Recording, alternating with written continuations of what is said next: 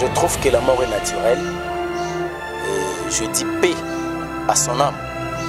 Un héros ne se sauve jamais, mais il se sacrifie pour les autres. Le roi Kufarata disparaîtra. À joindre à papa les moloto, sikoyo. Tout ça sous la moto. Te pour ngai mananga. Et tikaleka yemo. Tout tikaleka na papa Emmanuel Mbiye. Moulaya yendem take. Donc l'église, heureusement que le cher Saint-Esprit est là. Moi tout tikala ba orphelin zate. Faiblesse na liboso zalaki déjà ko placer moto azalaki dignité pour la responsabilité à l'église. De quoi ça la première ikuna zalelo quoi numéro 1 to représentant. Papa soka lo ba etenge tikala moto. Alors c'était un mauvais choix. OK, de quoi ils allaient ma modernisation, c'est que nous avons maté cette modernisation auto comme on se connaît. Nous avons bazar passé. Encore une fois dans ces nouveaux numéros, je ne peux pas rater à vous dire bonjour ou bonsoir selon l'heure que vous nous avez reçu chez vous. C'est toujours Raziel TV avec votre humble servante Servadi Bouana et derrière la caméra c'est l'ingénieur Trésor Mvouidi. Hein? Belle image au bozo mona.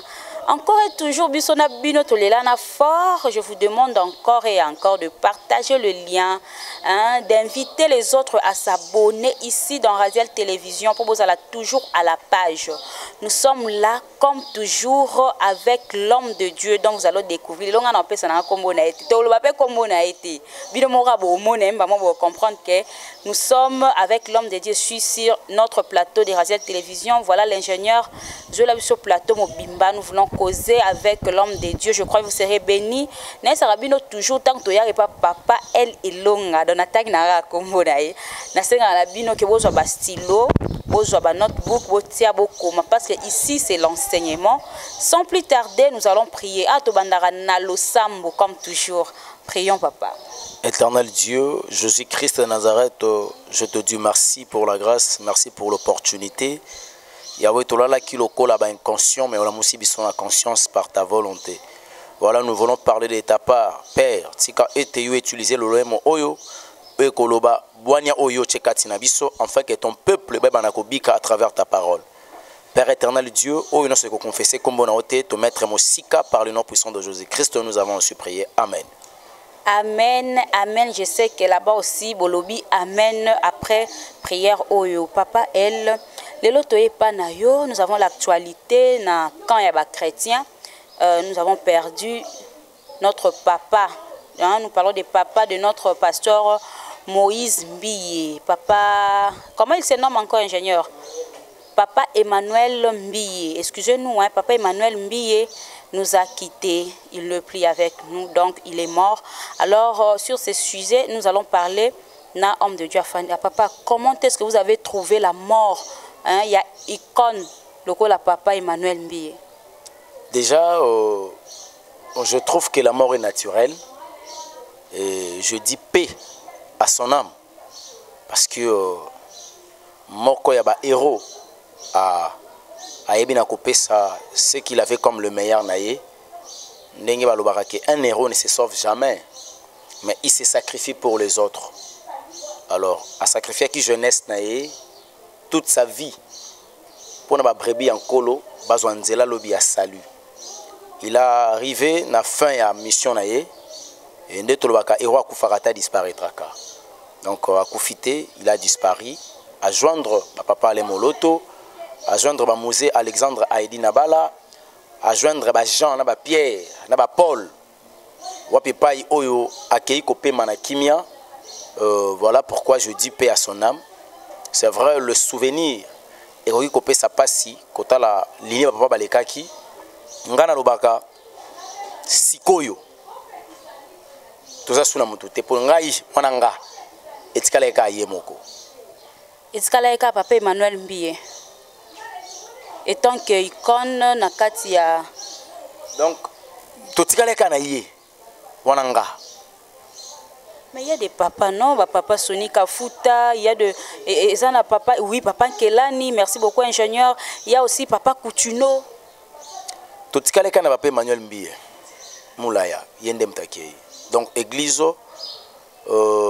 Heureusement que le cher Saint-Esprit est là. Moi, tout orphelin. L'esprit de la consolation est avec nous.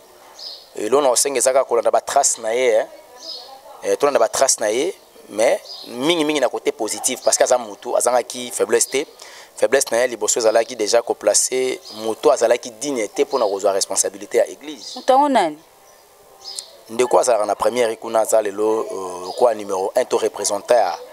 Oui, le pasteur Moïse Mbiye, c'était le choix de papa. Bah ça on est la vote. Papa soka lo ba etenge tika nango te. Parce que azaki mwana d'abord en dehors ozala mwana comme enfant biologique, mwana au sein de l'église. Alors c'était un mauvais choix. Mais c'est normal. Mais Moïse quelque part pas tombaki. Mauvais choix qu'opona pasteur Moïse Mbiye par rapport à quoi? Mais il y a eu la transformation, il y a vision, papa, mais azalé dans mon église. À l'époque, papa pantolé bando au côté. Tu ne voyais pas que non, il y a eu des choses changées brusquement, et puis il y a eu des problèmes sérieux. À l'époque, il y a papa, à l'époque, donc allez-y comprendre que le choix a été vraiment mauvais. Mais ça a juste un cadre et la modernisation, non? Pour babin kolo atala ramoté, ma atali pas lobi non? Bon, l'habit n'est rien devant les seigneurs. Ok, le quoi ils allaient ma modernisation, c'est que tous appellent Matthieu c'est modernisant, auto comment on se condamne. Nous avons passé. Il a été, il est, il sera. C'est lui qui est le maître des temps. Ça signifie que tu ne peux jamais parler du temps sans parler de Jésus-Christ. Au Lobanden. Ata avant ou après, à 500 ans. Avant, au Tcharakomba Jésus, soit après Jésus-Christ. Référence à Ngonga, et ça Jésus-Christ. Donc, ceux qui vont actualiser les choses, je ne sais pas, Jésus a déjà à l'actualité. Il a été dans l'actualité. Donc, à Rosalaka, parce que tout passera, même les églises bâtiments là passera. Mais le nom de Jésus-Christ et sa parole, ça signifie que Jésus ne passera pas. Donc, ceux qui vont moderniser, je ne sais pas, ceux qui vont moderniser les pantalons. Or, ce sont des choses qui sont venu au sein de l'église pour détruire maintenant le monde.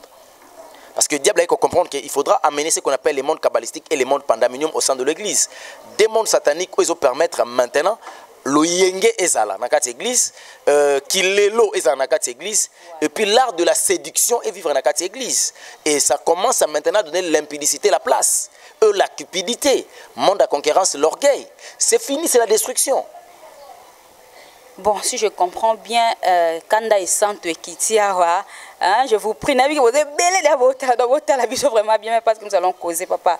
Après la mort, après la mort, après avoir que Sala Moussala n'est papa Emmanuel Mbi à Sali, Tiyeyu à Kitina Mabele, vous avez on dit quoi, vous avez souvenir na emoko? Oui, souvenir est ça, si je regarde la communauté cité Bethel. Et ça me met sa fierté. Faire asseoir toute une communauté comme ça prouve suffisamment qu'il a été un leader qui avait maîtrisé la vision par laquelle Dieu lui avait donné. C'est vrai, Azam Moutouza qui a faillite, mais Mouli Moussanto Sarek à tout moment on a pour notre télémisarae. Ozomona. Et les lots dans la cité Bethel est belé, hein. Excepté il y a première moment existé Bethel pena ba wa libandako bazapena un mona moi belé la majorité batika na vision papa. Mais quand tozolo bela vraiment cité Bethel, c'est que ça la première cité Bethel est un individu. Individu dans na kata cité Bethel. Cité Bethel est sa vision. La vision par laquelle Dieu avait donné à son serviteur. Le fait papa Emmanuel Miyemoulaya. C'est ça ce qu'on appelle cité Bethel, cette vision-là. Alors cette vision-là a permis maintenant, et ça l'a exploité et exposé aux autres. Tant que ça adhéré à cette vision, n'étant consacré à mandater, à tindi bango nenge soit tindaki, aller partout dans le monde, faites-les les disciples de Jésus-Christ au nom du Seigneur et du Fils et du Saint-Esprit. Alors la vision est qu'autant Moussabino, c'est la vision qu'on appelle cité Bethel. Bon, le papa ne plus... non, non. Oh, bon, on parle pour les hommages, na cadre hommage pour notre papa Emmanuel Mbiye. Maintenant, papa, étant que l'homme de Dieu, après la mort, bakoki koloba nini pour l'église Cité Bethel après le départ ya papa ndenga keya tiki biso boy. Non, le mal s'annonce déjà. Le mal s'annonce. Je pense que la présence du Père et bande ko calmer ba tempête ebele o bango mo bayebi. Bon. Toko yeba pe mo ba tempête ngo to yeba mbamo très chers internautes. Question na ngana habité sur eza mabe. Na senga papa après la mort il y a papa Emmanuel Mbi et tant que homme de Dieu moi liloba pour la Cité Bethel. Voilà, je disais donc la tempête eza moi ebele oyo bango mo bayebaki et la présence du Père ça ne permet pas que maramusu soit salement. Déjà net na minute ça neloko moko na déplorer atanga ki communiquer na bango moko balobi tous les églises Cité Bethel bakata ba activité bakuta na bango so kuna la centrale jusqu'à ce que baokunda papa donc bat baluka sunza mbete donc so ko bela fallait ko bika à travers la prière les athées papa kufi yo pe kufa. Moi je suis surpris tant que mon pandissant non na yo kan papa parce que nanya ko isa loi wana ke ba activité nyo so kata. En tout cas na ebité mais ebimaki na secrétariat na bango na mona kompeka na internet na niveau secrétariat na bango de ba pesa communiquer donc bango so sangana kuna et bazola la pe wana non baola la té suka 21h bazo kendaka donc mais peut-être ça na une manière ya rendre papa hommage té mama Savadi na biso na lo batabongo point général nga bongo Savadi na biso na biso lo moko hommage ya ko rendre na papa ya malamu fallait qu'il continue l'activité musala nzambe parce que lui il voulait d'abord il a passé presque sa jeunesse dans l'œuvre de Dieu et son absence est qui intercaler musala nzambe avancé. C'est une façon d'ailleurs kutunde ya mabe ya ko rendre ya ko bebisa fallait ba rendre hommage za ko rendre hommage. Quand on prive les gens de continuer la lire, de prêcher les gens, c'est le moment d'ailleurs où tu as dit soki kutu tata le loi zate ba ke lo biso beto zalate moto asala ki nzela obiso le loto leki yewana moto apesa ki biso vision otoza nango soki kutu ya kwei. Donc il faut que la mort est réelle, donc nous devons se préparer encore l'église. On ne sait pas pourquoi il faut que suspendre là déjà et Dédé ils en a battu oyo bazaki déjà na kati ba conflit par rapport au choix ba boya yango ti lelo ke le frère akoki ko diriger le pasteur Moïse Mbiye. Le frère akoki ko diriger jamais communauté Cité Bethel. Osomona. Alors batwa boyaka mais peut-être tempête ekitaki à travers le papa. Papa bande ko benga bangolo bango so lokola bana azoboma moto maramu susu moto ekufaki. Siko papa zate. Moi na pas lobi ayebi ndenge bandaka, ayebi ndenge sukaka. E bandaka ba oluki ba problème, e suka peka yenda longaka. Siko ndeza boye ayebi ndenge zo banda. Papa respire un peu. Tu respirer mouké. Lélo penza en tout cas, j'ai ri tellement. Ça m'a fait rire. Bon, on a nenga ma bête. Non, les micros est à papa. Tozongi. Ndenge zaboye, maintenant tous les coups sont permis. Oroyo kamona me watu na boloko. Tozao. Ye moko pena plaignant. Nini ona zaki lésé. Nini église a père na biso. Or azobo sana ke église rose ya tata bangote. Quand Jésus-Christ disait na bayuda ke tempele o na bukango na otonga dans 3 jours. Ba comprenez le langage, même Pierre avait mené à sa soléité. Tant que yebisa Pierre que sur ce roc que j'ai bâtirai mon église. Et l'ingelo ba ke yo na okomiso libanga pongande libanga na okoma kati na yo. Pour na peso possibilité na benga yo église ça signifie ma femme. Ngana ozala époux na yo. À travers yo na ko habiter sous na kati ya banda ko etonga na mboka batute na ko habiter kati ya moto.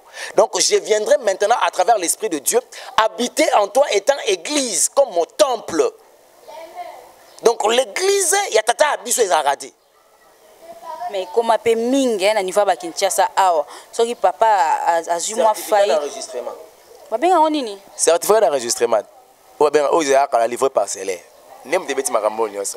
Au mona un visionnaire ce qui a bel ou bien nini moi si na ya remplacer. Si pas moi si na ye son fils papa to sur la pe wana na moi muke avant to zongi la susu bande ona biso a Bethel bazala matanga corps du Christ Jésus matanga. Ne quoi Bethel te église corps du Christ. Église corps du Christ. Est-ce que la vie condoléance? Mais na lobi condoléance parce que on a pas éprouvé. Mais bande quoi catholique tant babou c'est pas mosé on a pesa ki bango condoléances. Mais je vais dire d'abord ceci. Ba calotin, ba toi catholique, baza ba chrétien. Baza ba na religion catholique. Écoutez nous le christianisme. Non, et aussi accepte le Seigneur Jésus-Christ comme étant Seigneur et Sauveur. Mais ça là ba pratique au Christ après qui ça. C'est que ba accepter. Parce que la manière dont on peut accepter Christ sur le plan pragmatique, ça signifie vivre sa vie là. Cette vie là, la vie de Jésus-Christ. Quand tu ne vis pas cette vie là, ça signifie accepter été. Au sala système au sala manakisa ça. Le ba kolo Yesu. Na fungoli motema nanga, na fungoli motema nanga. Na yambio. Amen, amen. Ah, fara yambi Yesu Mais tant que yebi setika lotoko abina tika bombe. Na obano tika ndenge nini. Tamba yebi saiki no boaka chapele, mama zawa. Tina niva wake mama sambela po na biso basumuki. Ye moko mama zaki musumuki. Aya ko sambela basumuki. Yesika kuto azali aozela pe vie azonga, Christ azonga po asekwa. To matanzela moko. Po to matana ba mari.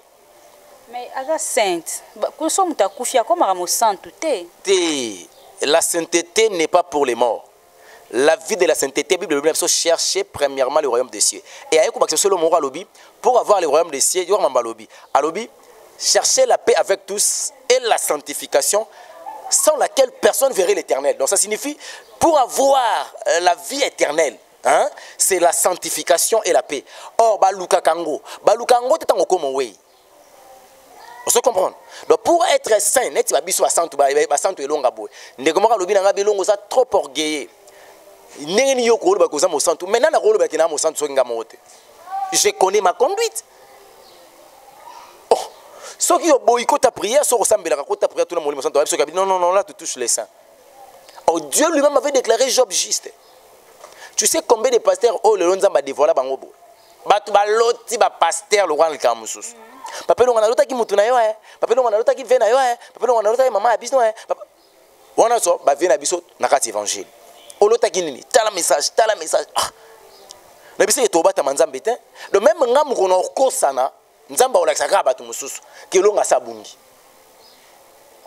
Voilà tout ça la pona likamba papa l'évangéliste elle a loba que le moro que ne papa keiboy et yindi mapata papa est-ce que o souhaite on pende yinda souhait c'est trop dire et ça makambo eza te gina atana bo sona souhaiter za te sani so pe na souhaiter te za problème eza nini eza bongo au monde eza ba des autres monsieur qui bien organisé un des autres bien organisé mais ça demande le temps c'est ko tango ekoki et ça bande ko belé ba na déception ya frère wanwe o bango ataki pena buna papa frère ni na raka frère wa diversité bete la première rite Moïse Mbiye pasteur Moïse Mbiye tango ba kene binenge banda ko sa lobele longa ba camarade de père na ba idaka papa na ba na vision ba accompagner ka vision ça bato ba ki ba bundisa right de lo wana lo ba zala bwakela bato bongo satan mtaluke makambo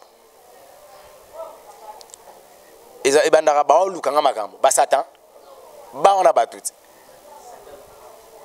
na yebi ndenge bandaka ebandaka ba olukanga makambo esoka ngande na longaka batu baluka ki makambo bazali ezaka satan te ba satan pété ça na bato parce que bato baluka ke makambo wana la plupart ba problème bazana ngo c'est un problème interne oyo l'église de Dieu sur le plan extérieur botoye bien ngoté tu vois siko loko papa zate na oyebisa yo soke loko na ko pesa conseil mais ngana mona ki ke ndenga baluka nga makambo ezala ki juste na nzembo oyo elikaki awa sort au nom de Jésus do ba lukela ba problème comment va mettre té tu sais nzambe kombo na iye o penze bande ko loba pena banda ya yave mais comme un attend mon alobi j'ai donné le nom qui est au-dessus de tous les noms excepté comme Moussouté donc même comme yave ça na kombo le kango le nom de Jésus-Christ vous chasserez les démons par le nom de Jésus-Christ. Vous guérirez le malade par le nom de Jésus-Christ. Le lépreux sera purifié par le nom de Jésus-Christ. Les morts ressusciteront par le nom de Jésus-Christ. Nul ne vient au Père que par moi. Donc c'est par Jésus, par ces noms-là. Dès que vous acceptez, vous vivre, vous pratiquer, vous continuez là. Ce que micro tous en côté qui sort et ça qui au nom de Guégué et comment qui GG et comment qui je maman olo papa olo bakana lile moté ndenge ni yoko olo ba Jésus comme d'habitude mokili mbatoki o mabe. Bon, écoute, on a un peu mal à l'oreille, hein. Biso nyonso ma tu ebe biso mbamo na pe bebaki so tali pero luawa sepel so ki sepel nini chaîne nemo boya azana internet tanga na digital bango ba yap na téléphone boy pe yoka Roger ba Canada kumuda bafanda ngaku tuna mituna ba commence ba ko benga komba maître na nga na okango mabe comment est-ce qu'elle a la première oreille et qu'on réalisait que c'était bah bébé comme maître était c'était l'appel il y a monde qu'on appelle monde chromanium bimana katsankunda non cette chanson là vraiment édifiant qui peut battre mususu hein bimana kati ya kunda oh ya en tout cas allez bademo allez bimana katsakunda bongi no kosa musala. Il y a une histoire en Zembouana. Bon, aux arts journalistes, c'est ça ensemble. Vous avez conscience que papa l'on m'a pas raison. Moi, mais le roi, il commence à yoter, le roi net comprendre ce qu'on a socialisé, il y a battu. Moi, ne m'obéis pas. Ça va dire, oh, mais ça le roi ngani na izamu tumabe, yo mutumalam. Oh, mutumabe ne mutu, oh, ima Nzembouana. Le lot on a matanga, to moni biso to lobarabo, so ki nyoka kote biso na katandako. Atatu za iko bunda. To bo mano nyoka. To yo bunda après. Ndeko abungisi son père biologique. Parce que abungisi le ki ya kozanga. Osomona. Alors ana pasi makasi kolekanga elonga. Azoka pasi lokwa tata zalaki mentor, azoka pasi lokwa tata abotaki. Alors so to manina mandiso koluka ko rappeler ba mbeba na ebele boye, za lokwa nazo ya ko tcha susumbeli na kati ya pota ekoza malamu te. Batu musuba koloba ke nga elonga nazana motema ya mabe envers le frère. Osomona. Alors envers pasteur Moïse Mbi. Kasi yo mtubenge pasteur aza ya yo aza ngate. Pasteur na biso na Kinshasa non? Ya bino. Ya RDC. Ya bino, ya ngate. Apôtre ndakoi. Apôtre Mbi emula. Ndeni yo linga nzete owe ba fruit na ye. Na yango mona bike papa sala ke erreur ya choix. Ya kotia moto. Place papa l'activement faiblesse papa sala yowana. Nde omoni sikozo tozana yo awa. Ndeko kobeta Zénith. Tanga ozonga.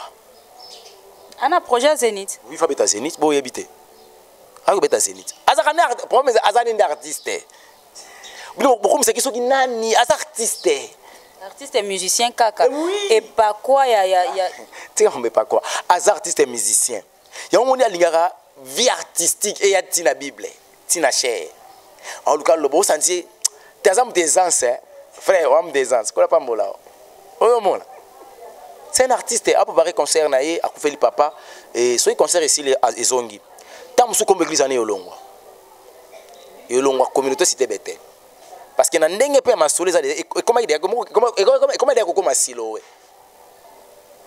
Parce que tant ba changer mikanda, nana ozala siko mentor, to nana ozala représentant légal. Tant ba changer mikanda, siko nana ozala siko représentant légal. Parce que bato bartikali bango linga ba longola kombo betel pe comme kombo ya siloé. Mais c'est que bâton peut balouer ka makambo bon siloé saline. Tin alliance ya betel les alliances à siloé tin. Muto asala ka alliance à betel azali. Hein? Muto asala ka alliance à betel azali. Tala ya bilembo a récupérer des chaînes. Netang au combo mikanda sikebimi na combo ya siloé. Tant ka pikoli ke biso to roza ante pona ko kengela ba brebian kana nkolo. Balongo le Moïse chapitre 3 je vous ai établi étant sentinelle verset 17 pour avertir mon peuple habitez to la sentinelle biso za suwana pour avertir le peuple était biso kominde liziba ya siloé osomona alors ba ya balongo na bango ba sentinelle ba komina bango liziba so lingo sukoloki mulunge ya ko sukola. Bon, je vois pas vraiment, je ne sais pas comment dire aujourd'hui. Encore une fois, paix à l'âme de notre papa Emmanuel Mbiye.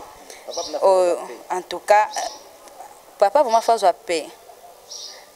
C'est que, pour animer au sengoté, na lingi na ye balelo. Papa Mosengo a travaillé dur. Papa Mosengo a sali combo. Papa Mosengo a travaillé même dans le ministère. Et même dans Marambo Mboka. Il s'est donné. Mais Papa Elonga, paix à son âme, t'es pourquoi? Pesa peut aller paix à son âme. Pesa peut Michael Jackson, paix à son âme. Icône, il y a hip-hop, il y a monde. Pesa peut paix à son âme. Moutake na tout le monde va paix. Au bébé si pète. Pato, paix qu'on est comme que Papa Mosengo a kenda na lieu de Thomas. Pourquoi? Ba pratique oya bande ko sala na religion na ye permettait quitter. A kenda lieu de repos, c'est ça le problème. Le plus grand problème est ali soko boy Christ lo les athées. Balingaka Christ na ko vivre vie à Christ. Balinga Christ na maloba ke na lingi Yesu te. Yo lingi Yesu zo bisa suma Maria sambela pono. Qui est Marie? Qui est Marie? Marie penoa Maria azan mani. Maman Yesu. Na makambo pena spiritualité yebsanga asambela na nabika. Atea lilobani. Mais l'époque où on a bandé comme bakamba moi si tata moi sur sali nini ba compter ku ba cité. Époque où bino so bozeli moi ces époques ni. Et bino outi bino wapi? Yemoko mutu asa modèle na biso azali na 12 points na zoki moi cité. Achawana. Non non, ce sont des choses oyo tika papa erosa na zo souffrir ne totanga komoni babaki so beta. Totanga kombo na été. So totanga komba mutu azali le Thomas ba no beta. Bongo. Mais oui. Bando bétail. Tika père aime sous zo qui moi repé mamke tant au luba makamne ba bétail. Papa na ministre to cortège alo le ko zoai. Papa Emmanuel Mbiye Moulaya. Ah mais Céleste kiti cortège kiti ba yo ya mamo santu avec beaucoup de récompenses. Mais ba pasteur ba mona rabatu. Ba mona ba we na yebi ke kami to abimelenga. Pour déjà moro kuna gimaro abimelie. Bino. Na lobaki alima muteke gimaro no bimela batu mais bosi bo moti abimeli bino kaka kana mingi te ka gimaro ya comédien muyombe gauche nena ngapa nena bomukono heureusement bakufa vanga so zeleke ngalo kufa vanga bango ngoyo kaka kino elonga bimelenga bango baza ba serviteur na ba servante ba mona akaba wey biso bato na bon moto bimela bango te ka soko kufi okomi na kapasito bimela batu et pourquoi no esprit nzoto e kufi bongo molimo na nango ezate. Non, ce sont des gens qui vivent dans la fausseté. Alors, prochette, surtout ma prochette. Des prophètes. Ma prochette. Na brochette. On a ya basi. Ba brochette, na ba prochette. Ceux qui ba sangani likambu ya kolanda ba wey. Na évangéliste moko ya mwasi. Yepe kana mingi ta komona nzamba ya terre lo banzambe te. Ayaka hotel na téléphone. Et le bino ngata ndeko na ngai lité ya kanda. Téléphone on a soko vérifier au coup je t'aime. Les mêmes téléphones on a au coup même pas pornographique na carte. Il semble qu'ils avaient la Bible. Bible est boue. Aroya na ngote po aneza bo je t'aime ezate. Aneza bo photo moi c'est na carte ezate. Mais ah oui ça. Alors bako kende kala mingi te na mona papa Mbiye Moulaya azomata. Nzamba la kisinga meminga yo nzamba la sakoka batu bakufa bazo kenale de tourment batu bakufa ke nalo la batu bana bo mo ikolo la tsote ke bato fo ote ya bango. L'évangélisation prophétique bo sala raté le ministère évangélique est un ministère ya ko bongo li sabato. Bozo te ali banza ba bongwana. Vous venez avec des songes, avec des rêves. Pour na ko faire go bango batu tout en attend au photo bandu yo ka ba songe, na ba rêve. Non, s'il faut lire le livre de Daniel, on comprend que Daniel a banné ko expliquer bah énigme, bah révélation qu'on appelle les songes. Or actuellement énigme, actuellement les songes, c'est la parole. Il faut décortiquer en gros. Le roi lala qui a monindoto mais alamu qui a bossani. Le roi a demandé la question au magicien. Venez bon rappeler nga ndoto na bossani et puis bon interprétant. Bah c'est mon konzi. Marambozolo ba na mukiri mutako yebso ndoto yo mo lotaki obosani azate. Roi peso bande roboma. Babanda roboma, bandi ko boma.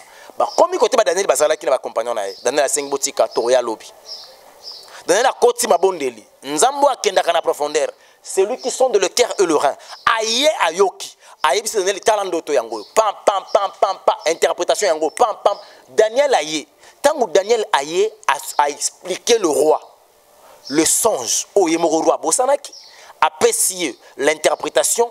le roi lobaki que Daniel azana nzambe oyo aza au-dessus même ya magicien. Donc quand tu es un serviteur, un prophète ou une servante, la première des choses, il faut expliquer aux ezali énigme yango. Ou expliquer le songe, c'est ça. Parce que la parole de l'Éternel est cachée. Il faudra faire sortir ce qu'on appelle la révélation. Le roi, ça signifie le païen. Le roi, ça signifie le peuple de Dieu. Révélation, quand vous n'avez pas la possibilité de la révélation du songe, mais vous avez la capacité de mettre les choses sous songe. Pour te souvenir. Paya papa nangai Emmanuel Mbiye Moulaya. Naza matanga. Siko papa à parier. Mentor azasuté. To tikala kina papa Emmanuel Mbiye Moulaya. Bango tout batikali wana. Bakino ba foin.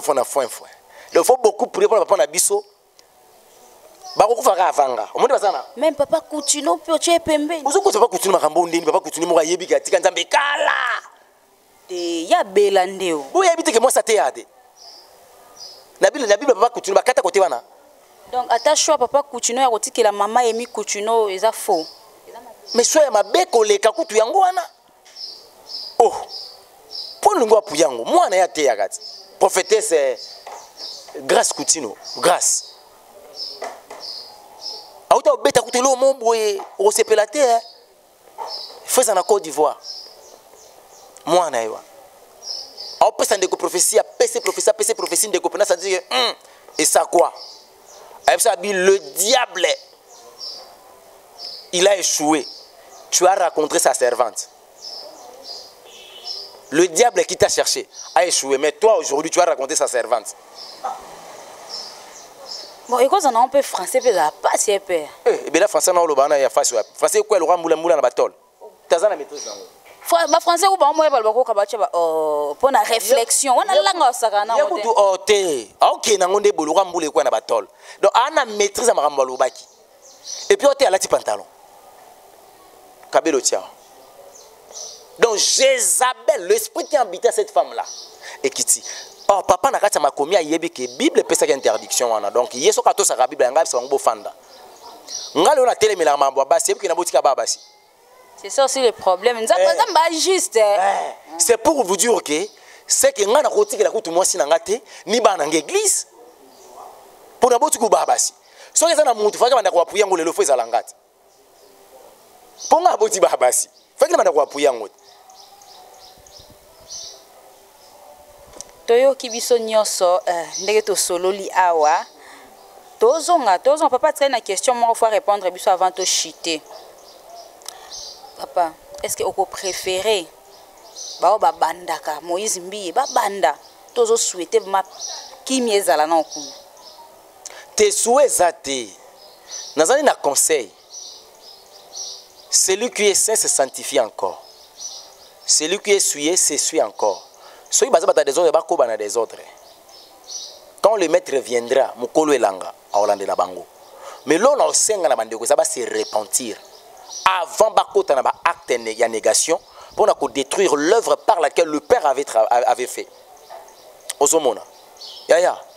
Elle il est souverain sacrificateur. Azaki serviteur. Azaki na kata sacrificature. Mais ça kola liboso Samuel azwaki, et on détruit au mwabana. Donc c'est un peu ça. On a souhaité le mal et ça n'a pas bandé konanga. N'a le logo n'a gagné té. Mais l'on a senga bango c'est la repentance parce que ça va se repentir té. Bam mataba qui t'abose kana kata des autres parce que l'esprit des autres me comme animé bango. C'est comme muna muté comme héros ne sait pas bouka le pan musus c'est limoué. Ba kolon de kobe ba roya. Na ba kolon tatape ba roya. Héros comme longole loko. Yaka na mikanda nino, yaka na ngobo. Héros comme intérêt boye. L'intérêt personnel matériel nan et puis âme droit de l'après mais pour na âme ya papa vraiment pe mana kimia na robondela ba papa ba banda makambo te papa elle to suki auzan comme ça kolo non loba ba chrétien to bungisi moko ya papa na biso église corps de Christ ozana matanga muta lo baté que paix à son âme pardon lo baté que mes condoléances et ça faire ya ba chrétien. Donc chrétien pende oro bisa mbi était que je te présente mes condoléances. Non. Ngana y est sur le plan du corps du Christ, malgré Azara Libanda, mais Ngana y est bisanga pour ngana kufeli. C'est un chrétien né dans une maison où papa ba yebinza akoli na famille bonzambe. Te na yebi so loko moko, il faut yeba que Moïse akoleka ndaka pharaon. Atikalo sima maja pharaon te. Roko la pe ndako wana. Moza pe ya wana te. Donc c'est un étranger na katanda katata sur le plan spirituel. Pour banzambo ya mimi zanzambo tata sa elagité. Donc église Cité Bethel, communauté Cité Bethel, tozana matanga, église corps de Christ tozana matanga et là on resenga ka kezali Dodo Kamba. Pasteur Dodo Kamba. Na frère de Niles. L'évêque de Niles. Frère de Niles basangana pour bango baza RC soki na NRC soki nini soki nini. Sangana RC na NRC baluka ndeni ba ko organiser kokunda mosantu o bango baboyi kolanda lignée na ye. En attendant bango ba mikufelité pour yeku tufaka zela bango ba kufa 20 po pesa leçon mais yaki avant. Lokola yaki avant biso nyonso. Biso to tikali to pesa ye honneur. Lokola moto oyo mosantu moko alikaki sur la terre. Au moins ba honneur to pesa ka papa na biso ba Alain Moloto. Papa na zo mériter sa patriarche. À sa patriarche, à sa une personne vraiment où il faut to PC penza ba lui-même ebelé et qu'on permettre l'œuvre de l'Éternel au batikali ba les kaliboso. Alors, ba tous ba robongisa ba des ordres, to yebi ke ba ya l'accès ba mituka na bandaku et na bana bilamba na bango, soit disant ba passe temps na ba prochette. Osomona. Na kosenga frère de Niles akele matanga père. Poza kanda ndenge papa Charles Lisa kufaki mbi agenda ete. Azana aluba tonga. Azana kanda. Oui, aluba ngo. Aluba azana kanda. Donc na ba frère Patrice mais papa de frère de Niles yo kende ka matanga. Oya kufi wana za viena yo papa no Alex pe maloba. Malgré comme ça collègue ma collègue té en réalité. Osomona. Donc tout ça na matanga et je vous demanderai et si ko to kende ko fande la matanga, tous à la plus la même attitude. Peut-être évangile selon beaucoup mon écounaté mais on est de cœur. Merci beaucoup. Je vous dis au revoir à la prochaine.